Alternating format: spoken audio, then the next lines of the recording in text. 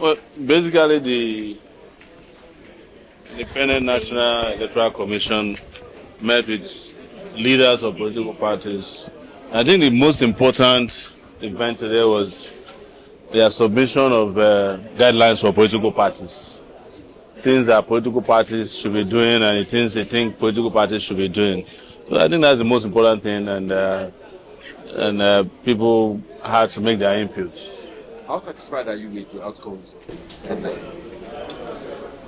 What I think about guidelines for political parties and what I've always noticed is that political parties in Nigeria are not independent and they are not aspiring to be independent. They treat INEC as if INEC is their headmaster. So they come and submit to INEC whatever INEC wants, and what they disagree or agree with INEC. I think that political parties should be independent. They should be the ones driving the political process. That's why they call them opposition to the ruling party. For instance, all of them were complaining in there that the primaries might be too tight, and INEC should please help them, help us. But I said, why can't you step outside? The media is outside.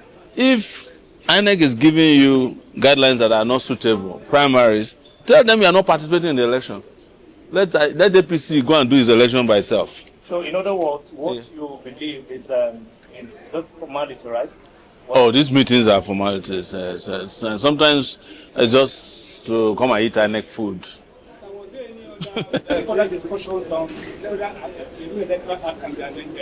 Yes, we disagree completely with the Electoral Act.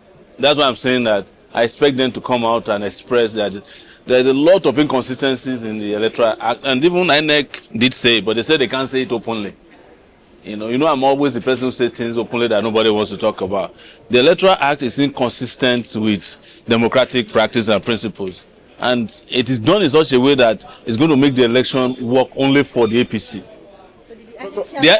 Let me tell you, do you know the APC did not even attend this meeting because they don't need it?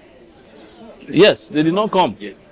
So what's the next action now that we know some of the challenges? Our party will take a position, but I expected the political parties to take a joint position on these issues, not to come and be begging INEC in the meeting to help them. We should take a public position without coming to INEC. Say, look, if these electoral laws do not permit our full participation in what we know as participatory democracy, we will not participate. We will boycott your election for you. Go and do the election.